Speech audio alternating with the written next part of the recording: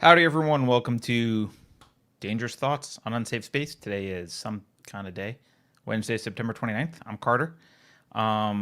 This is a show that we're starting, that we do every Wednesday evening at 5 p.m. Pacific. It's about helping us all think more clearly and maybe getting into a little bit of street philosophy once in a while. If you're watching on YouTube, please go protect and serve that subscribe button, Australia style. Go beat it up, pepper spray it, whatever you need to do. You can always watch at unsafespace.com. We do often get suspended from YouTube. I expect that will continue, especially after today's announcement from YouTube. But you can always go to unsafespace.com. We'll be there. You can sign up for the mailing list, so we'll let you know if we get banned or where you have to go to find our stuff. And you can also support the show if you want to. You can go be a paid subscriber, just donate, buy merch, or just share content. All that's good. So thanks for watching, everyone. All right, so show number 2. How do we dive into here? I think maybe what I should do is I want to give a shout out to someone named the Goondocks War Council. Awesome YouTube name. Last show I talked about hierarchy of concepts. If you remember, I had parent concepts and child concepts. And the Goondocks War Council, he or she, had a really good clarifying comment on YouTube. And one of the reasons I like doing this series is it helps me think more clearly as well. So sometimes if I say something and I'm not clear or I didn't work it out, someone can provide good feedback. This was awesome feedback, so I'm going to just read it. So the Goondocks War Council writes a few clarifying points. And by few, I think he means 2. But the first one is, the parent concept is not always discovered first chronologically by you or humanity in general, and the parent concept does not always beget the child. The parent is just a broader category of which the child is a member, but the child concept is not necessarily learned or derived from the parent. Indeed, frequently we will learn the children concept first, and then from that we obtain the parent concept rather than the other way around. So first point, he's absolutely correct about that. It's a good clarification. He's also correct about the second point, which is the ground level or concrete concepts that people first observe and conceptualize as they grow up are not always the most specific or narrow ones.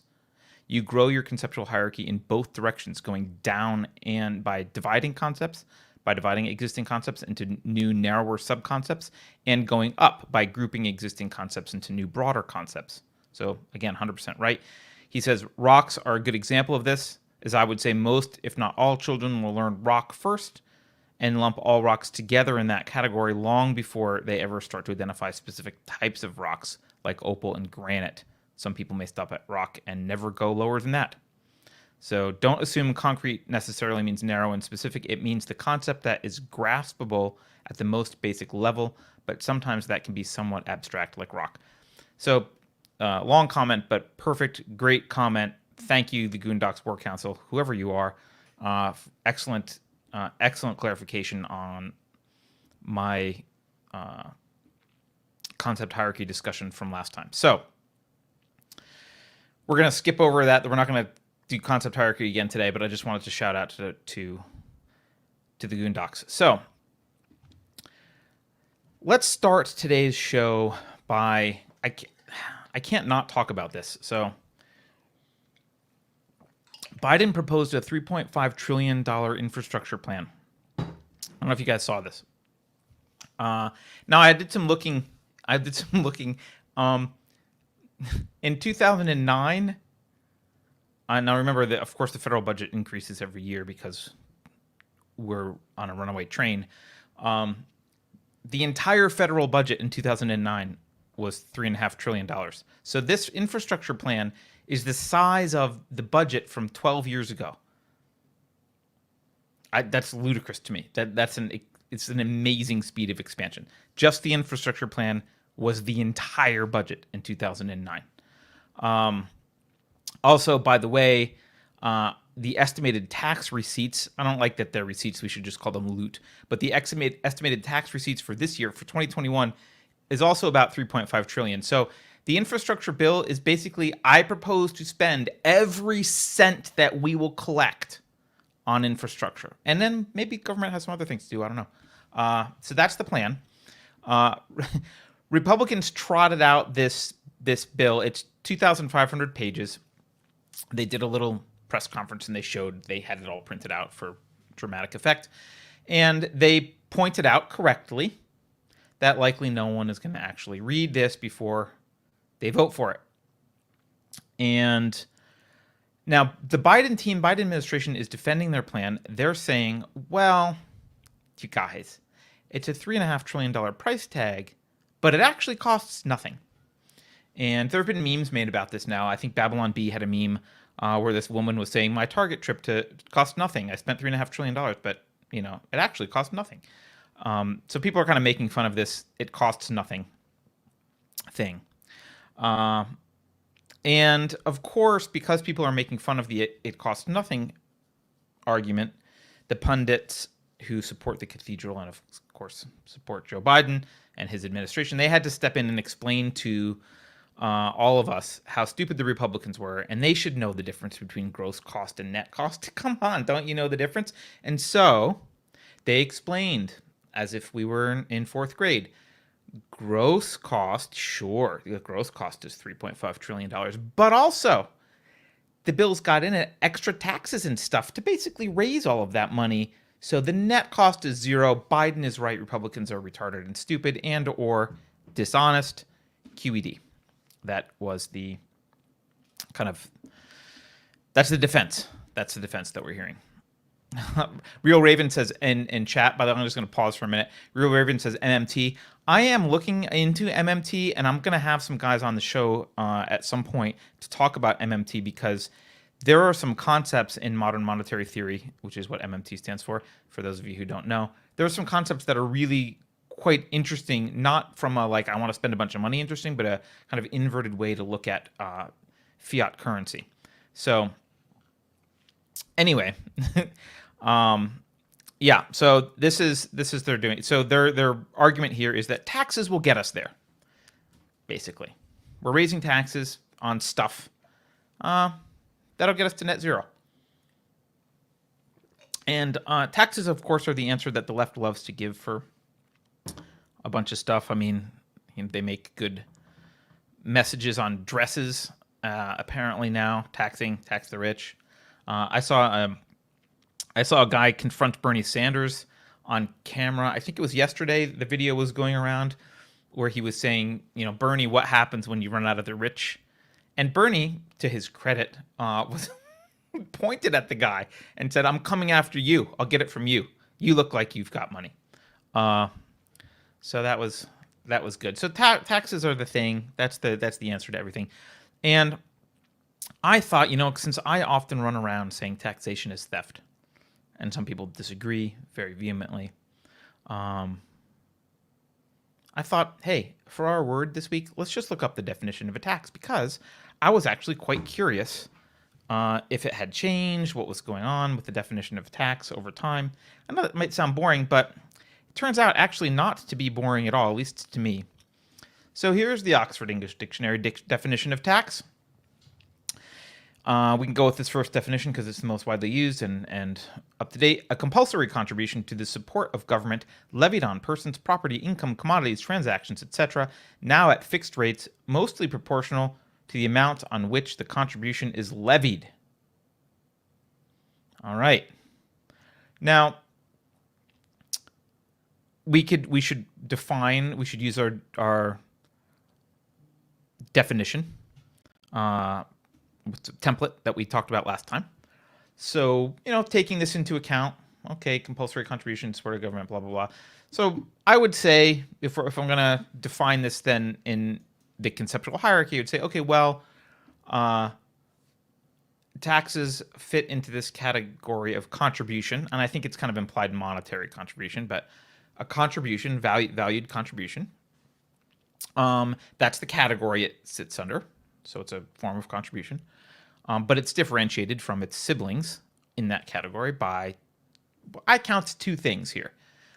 One, it's compulsory, which means by force. It means that's what compulsory means. And 2, it's paid to the government. Those are the things that separate it from other forms of contribution. So I looked at that and I said, okay, well, let's look at this form. I'll bring you back to here. Let's look at this word compulsory. Just want to make sure. Depending on or produced by compulsion. Okay. Compelled, forced, enforced, obligatory. Okay, so this is what we think it is. It's by physical force. So then I thought to myself, well, is taxation theft? So I looked up theft. And this is where things for me got kind of interesting. The action of a thief, which I think is circular, so screw that. So the next one here, the felonious taking away of the personal goods of another. Larceny, also with a and plural, an instance of this. This struck me as weird because I was like, the felonious taking away. Taxation's not theft by this definition. This is the felonious. That means a felony. This is illegal. And I went down a rabbit hole looking at the word felonious. This is a legal thing. It's only theft if it's illegal. So then I thought to myself, has that always been true? And I looked at the OED's previous edition. The only one they've got here is 1989. They don't have older ones. But I was kind of shocked by this. Like, theft is defined in relation to the law. That just seems kind of weird. So, because I'm a nerd, on the shelf behind me I have this thing. This is a dictionary that was originally published in 1927. It was updated in the 50s. So I looked up the definition of theft. Because I figured, I was suspicious. I thought, I bet they added this felonious crap at some point. So here we are in the we'll assume it was updated in the 50s at the latest publishing, but worst case, it's the 20s. Theft. The action of a thief. Okay, again, they like the circularity there. The next one, the act or an instance of stealing, specifically the wrongful taking and carrying away of the personal goods of another. So that has nothing to do with felonious. And it does reference stealing, so I looked up stealing. What do they mean by stealing? Okay. To steal, to take away dishonestly or wrongfully, especially as to steal money or food, blah, blah, blah. Appropriate without right or acknowledgement. Okay, that's kind of what I would expect. That's what I would expect theft to mean. So then I thought, okay, well, when did they change this? Now, of course, these are all different dictionaries. This is not the OED. This is the New Century Dictionary. And because I'm across the pond from you Brits, I have the Oxford American Dictionary from my childhood. So I looked it up in this. This one is from 1980. So, okay, what do the Americans, what does the Oxford American English or American Dictionary say? Well, this one's definition of theft is kind of funny. It says one word. It says theft, stealing. So, okay, you got to go look up stealing. So I looked up stealing. Stealing. Where is it? Steal. To take another person's property without right or permission. To take dishonestly. Okay. And in all the definitions, I'm reading all of them. In all the definitions, there's no felonious. There's no reference to law. Nothing. So I looked at this and I thought, well, what happened? At some point, assuming there was continuity between dictionaries, maybe the OED has always had the word felonious in there. I don't know. I don't have an older copy of the Oxford English Dictionary. But at some point, the word felonious was sneaked into here. And what does that do? Well, if we use the 1980 definition of theft, the traditional definition of theft, it's taking without permission. Tax would fall under that. That would be the parent, and tax would be a particular type of taking when it's done by the government for the benefit of the government. That's where that would fit. Taxation would, in fact, be definitionally theft. But if you add the word felonious, it actually carves this out and makes taxation a separate category than theft because it's not illegal. The government has made it okay. So, in fact, taxation, going by the new definition of the OED, is not theft, but it is if you don't let them redefine theft and you look at the old definition of theft. By the way, though, if you don't want to use old definitions, then the current definition of the word plunder means the acquisition of wealth, property, or assets by violent, dishonest, or questionable methods. Widespread or wholesale theft is the second one, blah, blah, blah. So actually, taxation does fall within the plunder definition. So next time someone says taxation is not theft, you can say, no, but it's plunder. Is that better or worse? I don't know. So that's our word of the day. It's tax. I think it's pretty clear what it means. Let's move on. Actually, let's pause. I don't think anyone has definitions. This is all, or questions. This is all pretty clear. Someone says that makes shoplifting in CVS in San Francisco no longer theft. Yeah, because it's not a felony anymore, because they've said it's okay. It's not theft. All right. All this brings us to, let's go back to Biden's plan. So, look, his plan costs $0 if you take into account all the plundering he's planning to do. That's what that amounts to. So just don't forget to take that into account. But even that's not really true. Even if you take into account the plundering, it doesn't cost $0, which brings me to tonight's topic that I want to talk about, which is the topic of hidden premises. So, one of the ways that we contribute to this ever-expanding government power is by not learning to explicitly identify when we are accepting hidden premises. Premises are used to frame a discussion, right? You can easily get pulled into accepting a lot of bad ideas because we didn't bother to identify the premises that framed the discussion in the beginning. And the cathedral, mainstream media, college professors, a lot of people do this a lot. Government does it all the time. They get away with this by framing the discussion by having hidden premises in whatever their questions that they're asking are or whatever. And those hidden premises lead you down this path. So you can get embroiled in this conversation about the implementation of some specific government program, for example, instead of debating whether such a program should exist at all. So formally in logic, premises are just assumptions on which arguments or statements or questions rely. That's all they are. They're just assumptions. They're logical assumptions. And they're not necessarily bad. Premises are efficient and needed. We use them all the time. So in everyday speech, your spouse might say, if your spouse says, "What time will you be home tonight?" Right? Well, there's a premise in there, which is that you are, in fact, coming home tonight. And if you're not, you might want to have a conversation with your spouse about that, right? There's a premise. Oh, I expect you home. What time will you be home? It's a harmless, normal premise that's built into that. Did you like that book? Yeah, there's a premise that you actually read the book. The question relies on this premise that you read the book, so you can have an opinion. But sometimes premises are hidden and pernicious. Now, when they're pernicious, there's a classic example of pernicious premises. And this is the loaded question fallacy that you see sometimes. And that can be articulated by, the example people usually use for this is, have you stopped beating your wife? Right? It's a yes or no question. Have you stopped beating your wife? Of course, if you answer yes, that implies that you were in fact beating your wife and you've now stopped. And if you answer no, that implies that you're continuing to beat your wife. So hidden in that question is the implied premise, the pernicious premise, that you did in fact beat your wife at some point. And so the proper response to that is not yes or no, but obviously it's to reject the question altogether. You shouldn't engage with questions like that because they're bad faith questions and they rely on premise that is hopefully false. So the proper response there is just to reject that question. Now, you also see hidden premises in a lot of political questions. So some of them more benign than others, like who are you voting for?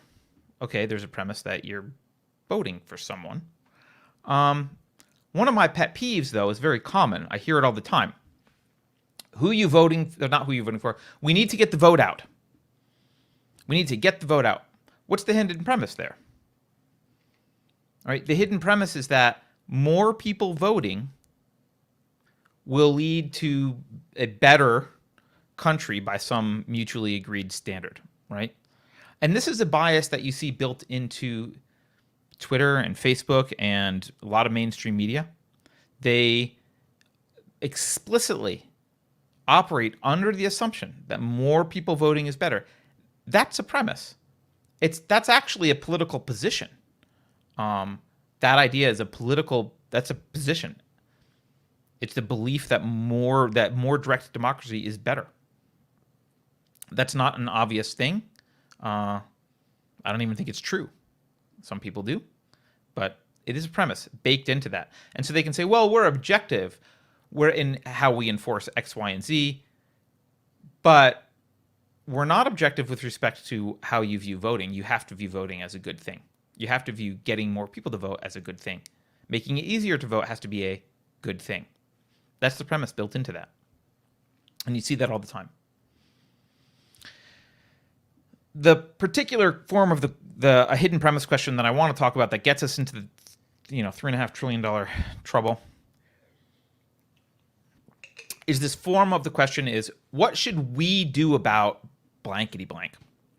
What should we do about Pirate Tomsky? He's a problem, whatever it is. What should we do about fill in the blank? There's kind of at least 3 hidden premises in there. 2 of them aren't a big deal, usually. The first one is that you and I agree there's a problem. What should we do about blankety blank? Well, I assume you and I are agreeing that blankety blank's a problem. Something should be done.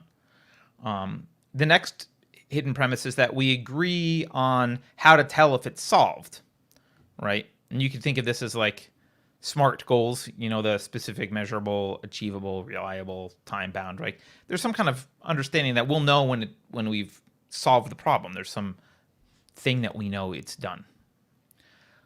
Those are okay to have usually. Not always. But the third premise is actually the worst. The third premise is that you and I both want to, or at least will, act in concert together in unison to achieve the goal, that we're a unit.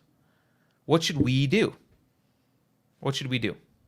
Now, there's legitimate times when that premise is built in to a question, right? So, and where that premise is built into this particular question, right? So if you're married and your spouse turns to you and she says, what should we do about our kid's refusal to brush his teeth? Well, you do both agree it's a problem. You probably both agree about what the solution should be, or at least the end goal, maybe not how to get there, but what the end goal should be. And you do agree that you're in this together. Presumably you're not, in a forced marriage, right? You're there. You've chosen to be there. You've chosen to co-parent. You've voluntarily chosen to be a part of this unit, which is raising this child together. So it's perfectly acceptable to say, what should we do? Right? The same thing it holds true at work. If you're in a meeting, you're at an ice cream company, and you've got declining sales for your new woke brand of ice cream called, gender fluid surprise or whatever it is, and it's not doing as well as you hoped. It does really well in Berkeley, but not so well elsewhere. Well, you're in a meeting, you're having this, what should we do about our declining sales of this ice cream brand? Okay, you probably all agree that it's a problem. You'll all agree that something needs to happen, that there's you don't know what it is, but there'll be some change that needs to occur. And you all agree that you've got this kind of vested interest, voluntarily chosen interest. You're there. And you're going to cooperate in your predefined roles. Like you each have a role. Maybe someone's marketing, someone's, products, taste testing or whatever, quality control, all that kind of stuff. You've got your roles. And there is a we, because if there weren't, you wouldn't go to the meeting, or you'd quit the company or whatever. You wouldn't be there if there wasn't a we. You've chosen it. There is a we, and you're working together in that capacity as a unit. That's fine. The key component here, obviously, is that this is voluntarily chosen. You have voluntarily chosen to associate yourself with a unit together and then act together. Does all that stuff make sense?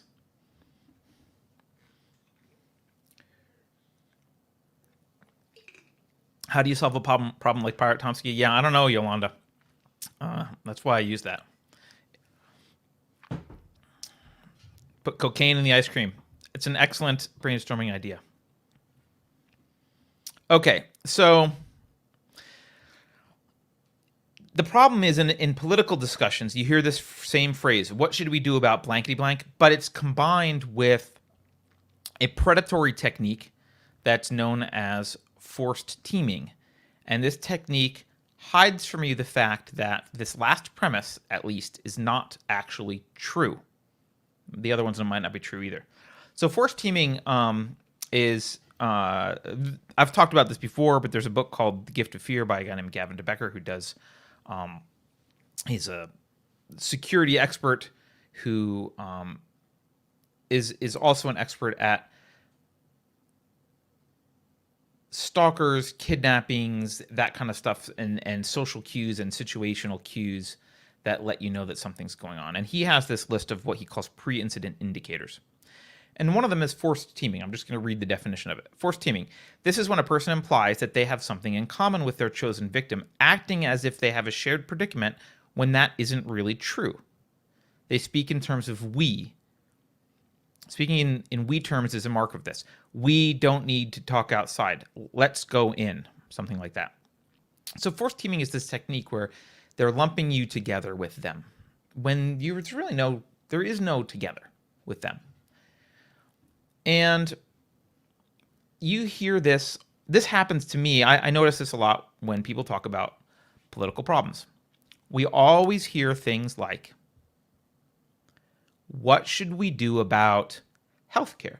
What should we do about the economy? What should we do about the price of college? Well, let's walk through those three premises. First of all, do we agree there's a problem? Maybe, usually, often in those conversations, we both agree there's a problem. But rarely do we actually completely agree on what the problem is, right? So just take healthcare. Some people might be thinking that the main problem is prescription meds are too expensive. Some people might be upset about, inequality. Some people might be upset that there's not enough innovation. There's different problems with healthcare. So, but theoretically, you could be on the same page on that one. Do you agree that you know how to tell if the problem's solved? The second premise. Not usually. Rarely does that actually even occur, where you both are in agreement about what the solution would look like or what the goal is. Because some people's goal might be equity, other people's goal might be, personal choice, expanded personal choice or freedom. But the one that's the worst is the last premise. This premise that we should do something, that you and I are a unit, that we both want to act together. We're going to act together to achieve a goal about healthcare. This is forced teaming. We're not in a voluntary relationship, right? We didn't get married. We didn't join the same company. We didn't decide to attend a meeting about healthcare at a nonprofit. We're just a couple of people that live in a country, and there's problems in the country. There actually is no we. There's no we. We doesn't exist. You're forcing me into a situation where we're not actually together. And even if we are forced to we're in this together, forcibly, because we're under the thumb of the government, we're in the same room or whatever, we're in the same country, there's still no cosmically approved should. The universe doesn't have some built-in desire that you and I join forces to solve this problem together and come to something. There's no we should, right? And in fact, maybe we shouldn't. And the reason that this is a dishonest formulation, this what should we do, the reason that it's dishonest is it excludes, by implication, it excludes the possibility that we don't have to do anything together. It excludes the idea that we each do our own thing. And by the way, when most people say we, they mean what should the government do, right? Well, if that's what they mean, it excludes the possibility that the government actually shouldn't do anything, that the government isn't the answer.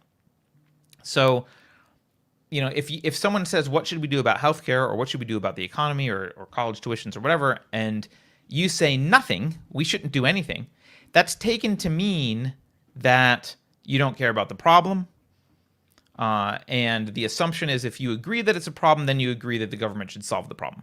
That's the hidden premise. The agreement that the government should solve the problem. It's the pernicious premise, right?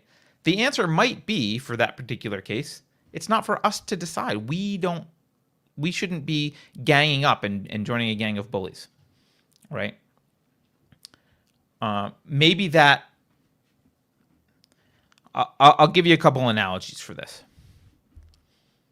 If I went around and I rounded up all the owners of a bunch of major sports teams, let's say I went to the NBA and the Major League Baseball and NFL and NHL. Maybe I'll throw in the Premier League for the Brits. And I got them all together in a room, and I said, "Hey, I noticed there's some inequality here. I've been looking at your teams, and I noticed that not many transgender Japanese people are in the starting lineups. What should we do, guys?" Right? That would be kind of preposterous, right? I would be thrown out of the room. I'm not a party to the problem in the first place. It's not my business. And if I think it's a problem, I can go start a scholarship program for transgender Japanese people who want to be in the NHL. I'm free to do that. But I can't really force other people to solve the problem that I see. I'm not free to do that. And the idea that I should be doing that is kind of ludicrous. I'll give you another example. A racier example, I guess. I could go to the government. I could say, hey everyone, I'm having a political discussion now. I've studied Tinder, and I've noticed that only the top 20% of guys get to have sex with about 80% of the women on Tinder. And this is unequal, obviously. This is an inequity. And a lot of guys just aren't getting laid enough. It's a big problem.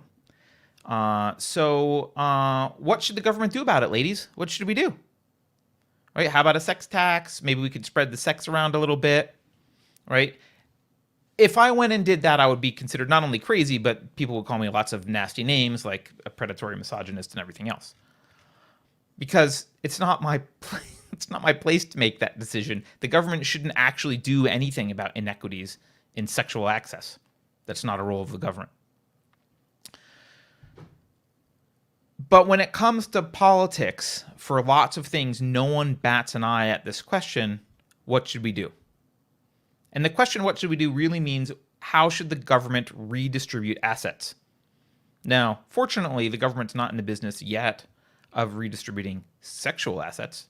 Mostly they're talking about money. But the premise here is that the government has the moral authority and indeed the obligation to seize and distribute assets to solve problems. That's the premise. And that's the premise that needs to be rejected.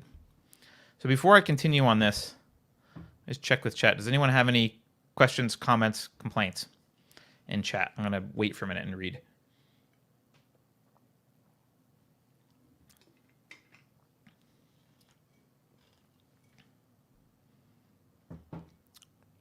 Ross says, Carter should think about this in terms of liberty as a civic concept, your ability as a citizen to make unfettered use of the commons instead of freedom, individual choice, and possibilities. You should elaborate on how that would be different. I also don't believe in the concept of the commons as a valid philosophical concept, so it would be difficult for me to do that. Someone, Ideas for Penny says, that's one of the reasons some cults are successful. They guarantee sex. Sure, but even cults are voluntary. So, all right. So there's actually another hidden premise in the what should we do about question that I want to talk about. Because this one,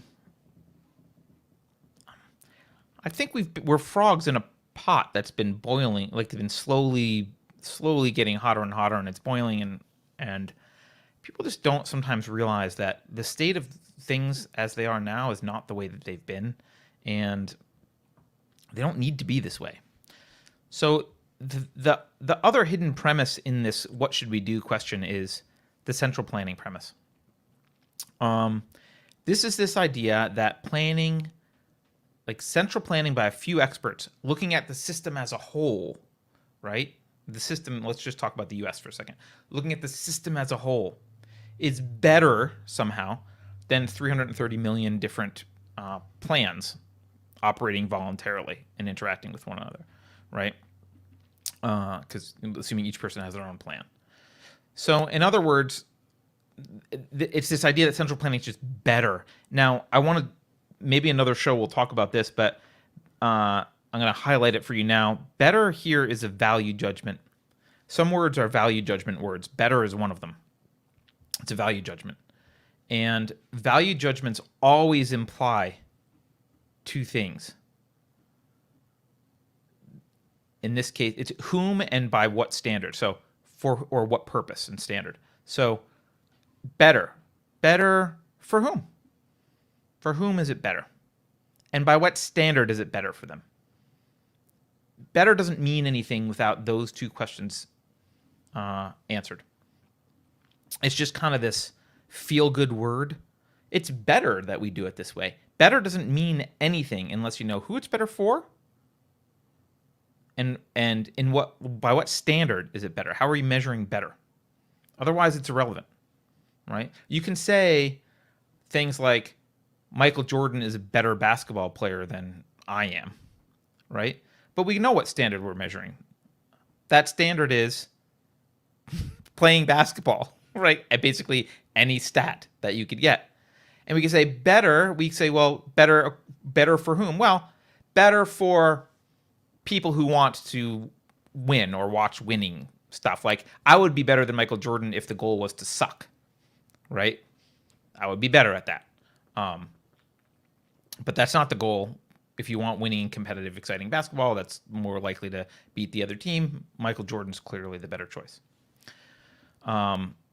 So better is a value judgment. So anyway, the central planning is this, the idea is that it's better in this abstract, undefined way than letting people interact voluntarily.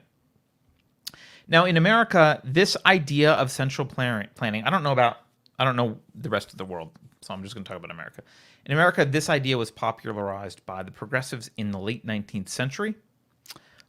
They believed that the free market, now remember, the free market had created like vast amounts of wealth. At this point, it had increased the standard of living of millions of people. But of course, there were still things that weren't great. It was still way better than, being a serf in the Middle Ages. But things weren't perfect. Things were never perfect.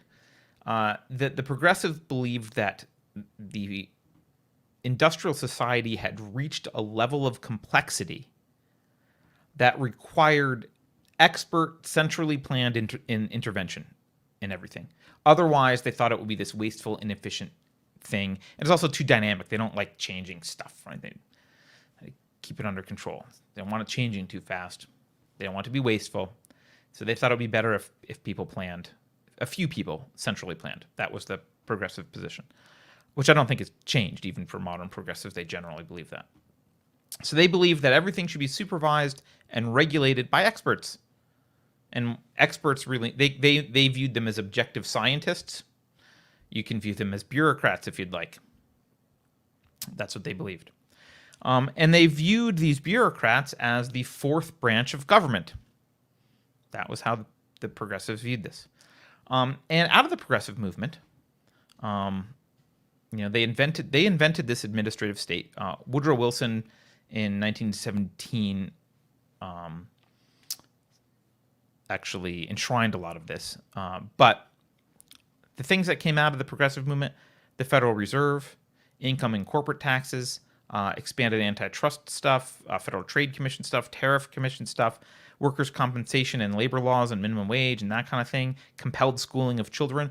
All of this is part of the progressive movement. All of it is under this idea that centrally planned administrators do a better job of managing everything, basically.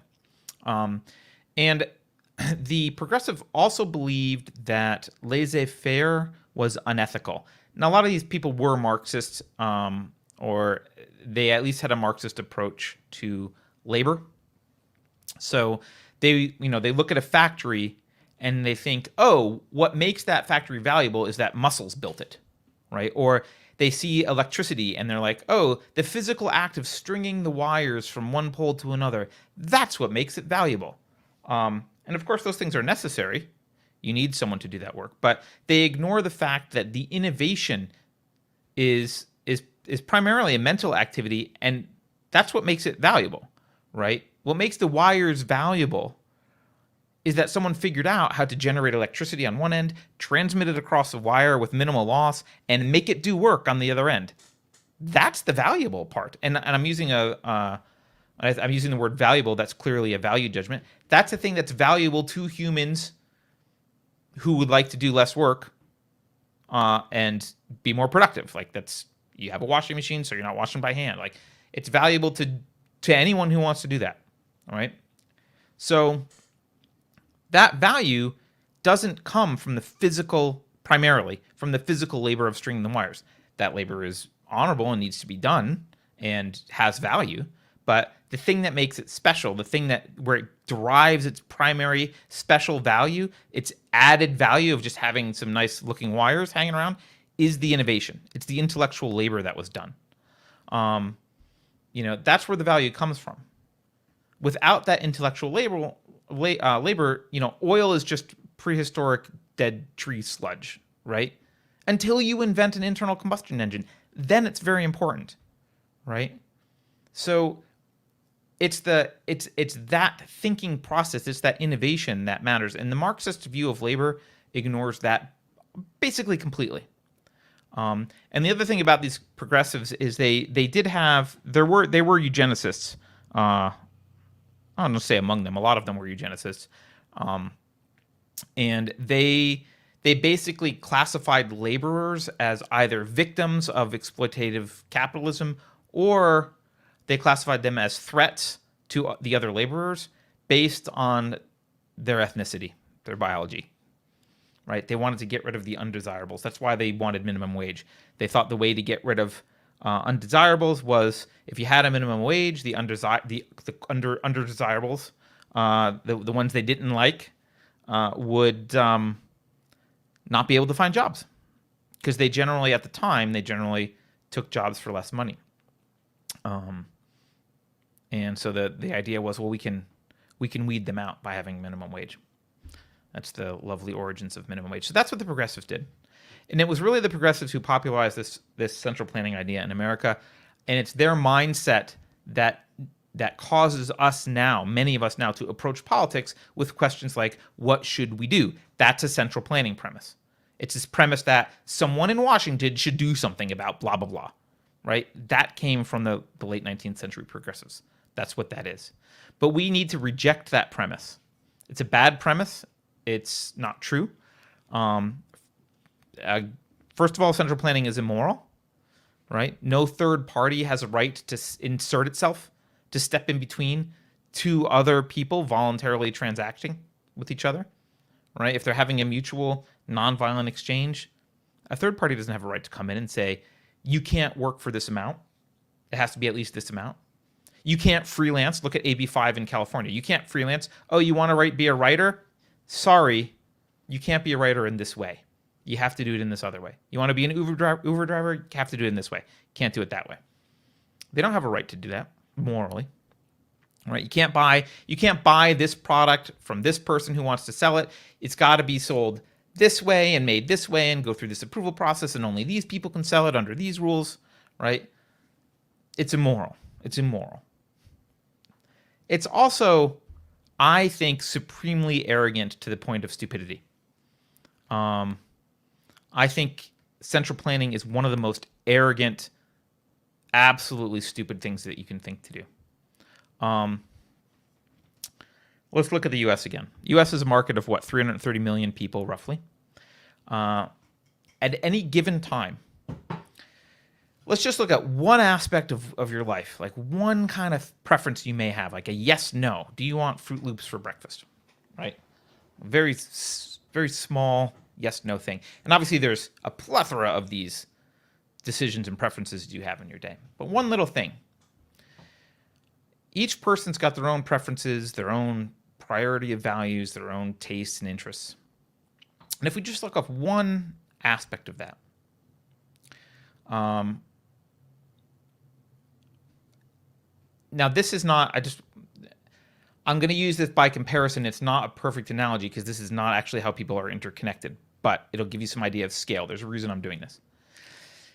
If we have 330 million people, if you draw a graph of 330 million dots and you connect each dot to each other, so each person has a connection to every other person, just one connection, a yes-no kind of connection, right?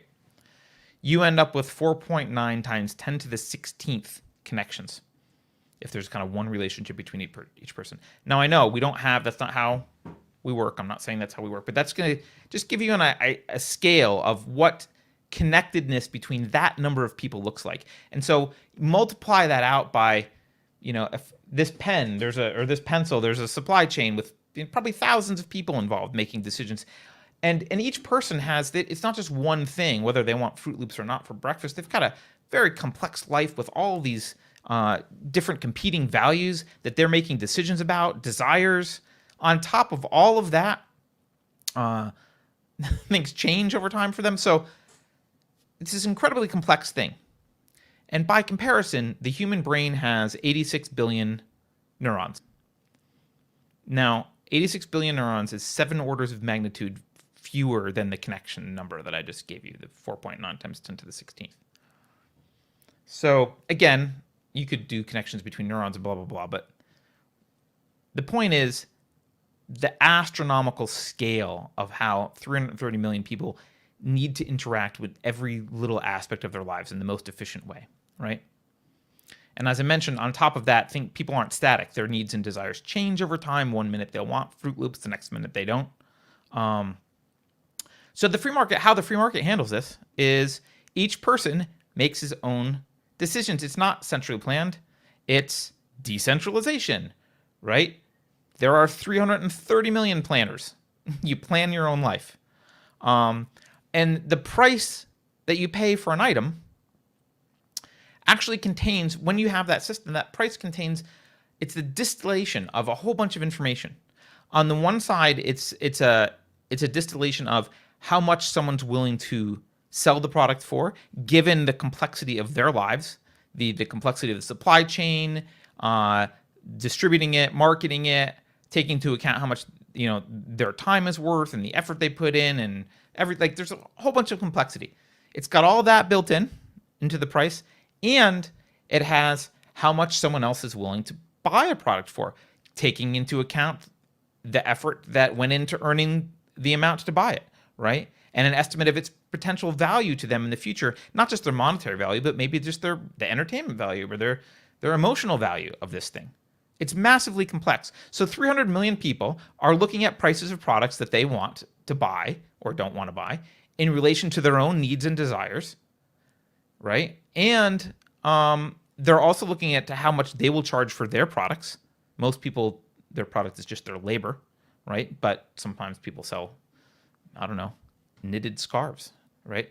They sell their knitting, or you're just selling your labor. Either way, you're looking at the price of that, what you're willing to work for, what you're willing to sell your labor for. You're looking at the price of products and valuing them by some probably pretty complex thing. Half the time people don't even know what they want all the time. Sometimes it's a difficult decision, even for us, just about our own lives, right? And you're making those decisions about what to buy and what not to. So that's how this all works together. Is it the most efficient thing in the world? Like, is it optimally efficient?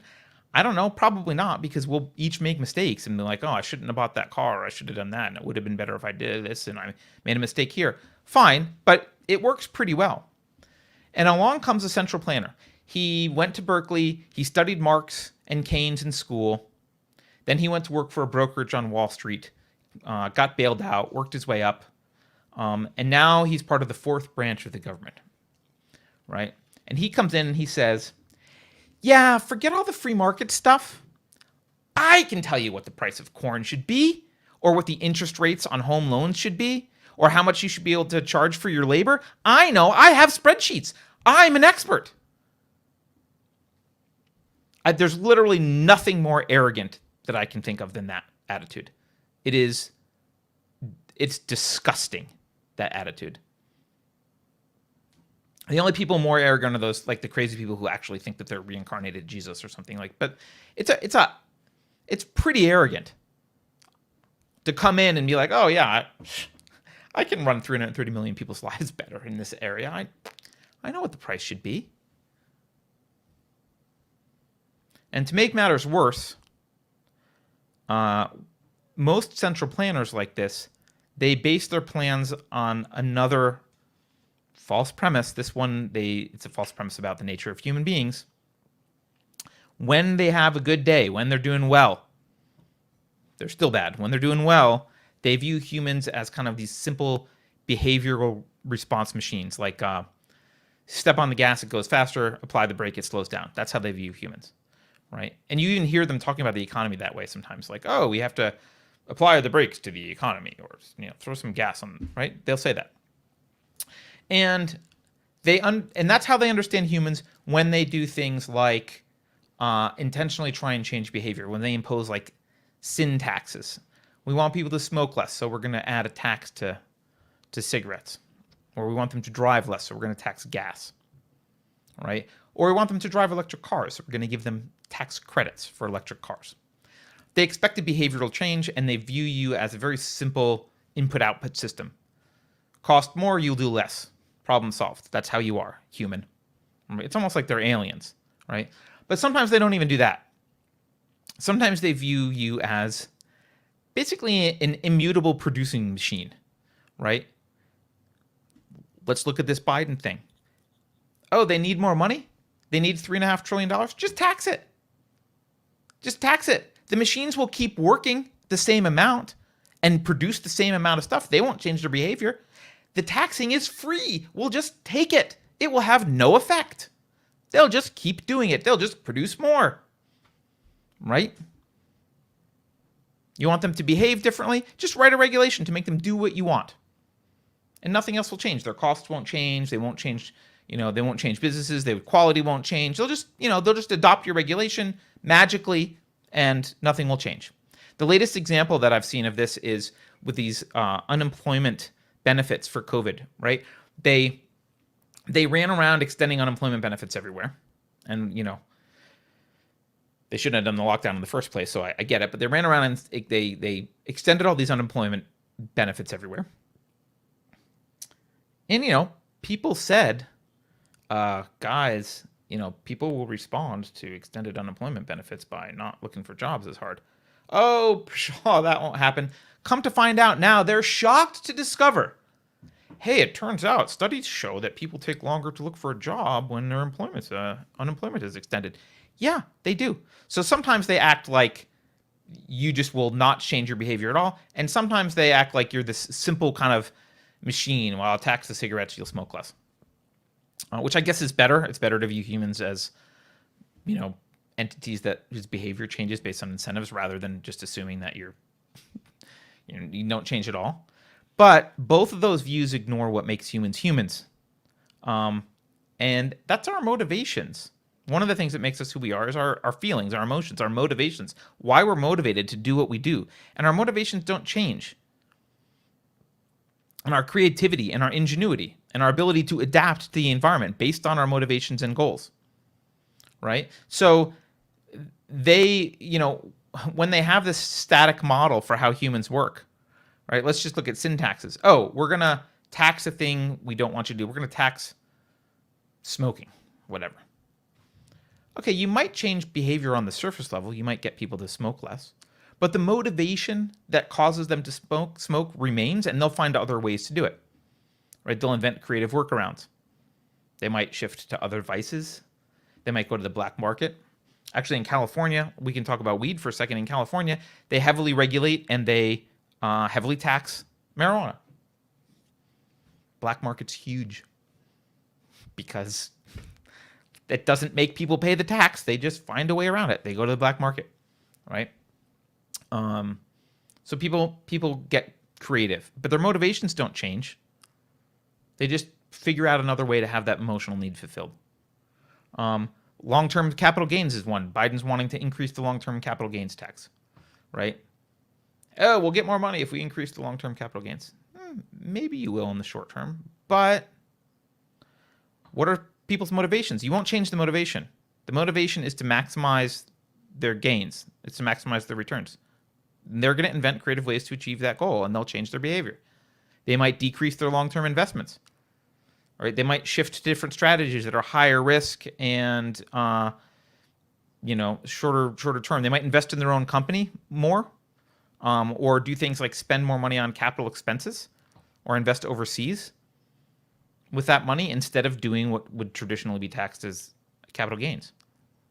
So yeah, they'll change their behavior, but you don't change who they are. You don't change their motivation. Humans aren't just this like, I put the brakes on, therefore they slowed down. It's like squeezing a balloon. They're just going to go do something else.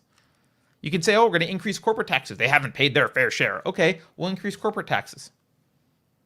But corporations have an incentive to maximize their profit, maximize their margins. That's what shareholders want. Even the people who complain about corporations, who likely have pension funds, who have stock in these corporations, right?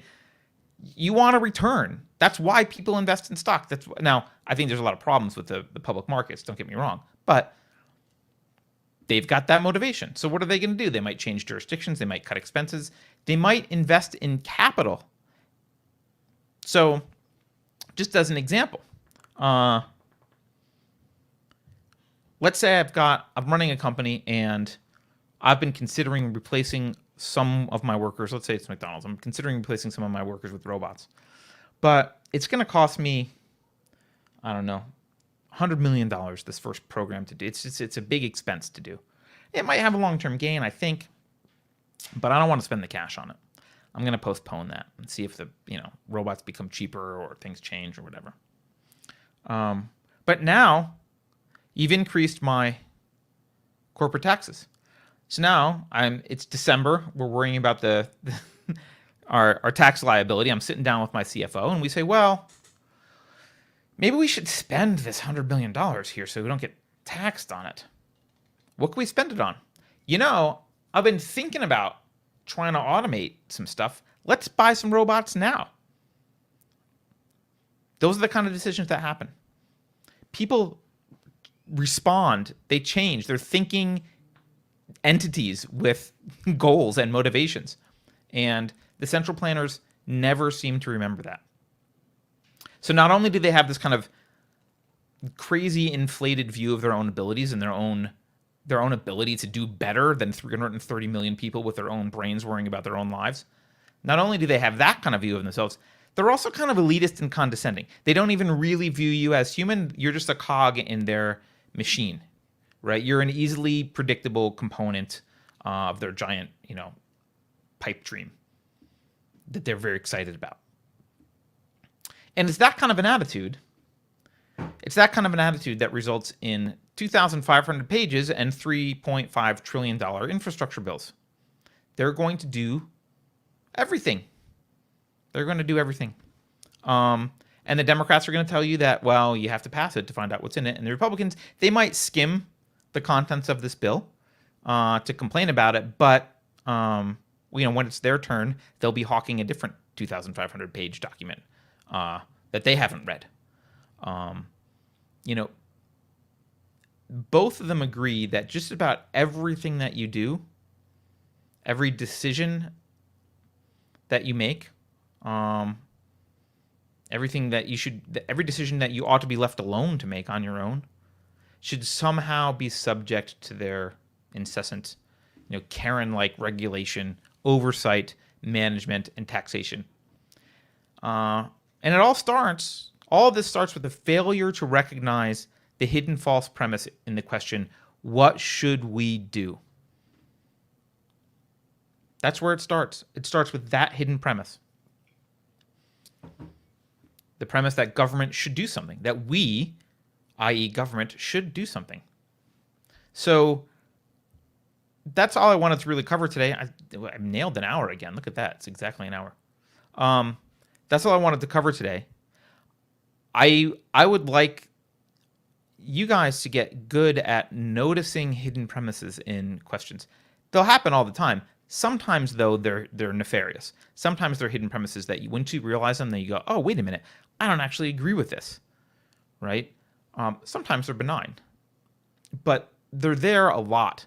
And that's, like I said, that's one of my One of the ones that I think has done a lot of damage is this: what should we do? We're all going to have a conversation about we should do, and that's not a conversation that should be having.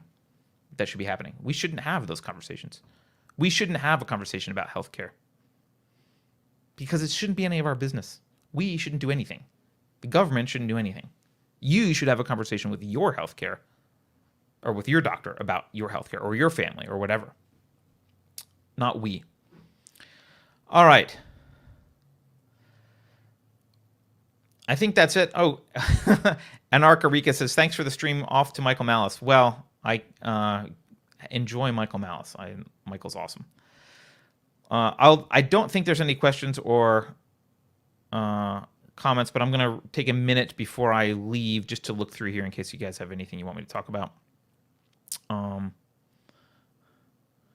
Let's see. Alice K says, they're simultaneously narcissistic and insecure. People who only get off controlling other people and stealing their fruits, like runt salmons who swim low to steal their chance at fertilizing. I'm not a cool enough fisherman to know the analogy, but it sounds like an apt analogy, Alice. Yeah, they are. I think being an authoritarian, I think being controlled, wanting to be controlled, and wanting to control are two sides of the same coin. So, as Beverly is saying, let me know any other topics you want me to discuss on future shows. I'm happy to discuss them, bring them up, whatever. Don't know exactly where this show will go, but I like doing it live because I do want to get a little bit interactive, but I also know that a lot of this stuff is pretty heady. So it helps me clarify. And again, I want to thank the people who've left feedback on YouTube. I really do appreciate that kind of stuff. So thanks, guys. Let me know if you want me to speak about anything in particular. I will see you next week at the same time, 5 p.m. Pacific. And don't forget to go hit that like button or subscribe button. It's actually better for us. So go hit the subscribe button and let Susan know that, I don't know what you let her know. Maybe we shouldn't let Susan know about this channel. Hit the subscribe button anyway. Let Susan know that you won't be silenced. And I'll see you guys on Friday for Coffee Break. Take care.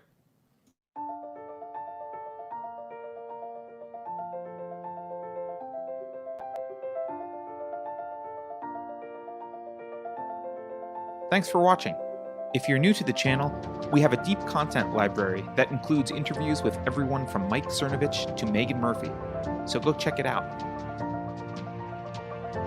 If you'd like to see more, please consider supporting the show by visiting unsafespace.com/donate. You can find us on all the major social media platforms, at least for now, and you can find a community of like-minded individuals on our Unsafe Space chat on Telegram. See you there.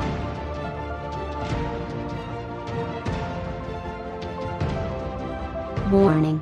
This is an unsafe space. Dangerous ideas have been detected. The content of this production has not been authorized by the Cathedral. Pay no attention to it.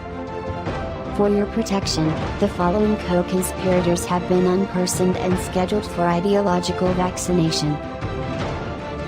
To avoid cancellation, please update your ideological contact tracing app on your smart device immediately. Here's a fun fact. Only vaccinated Black Lives Matter.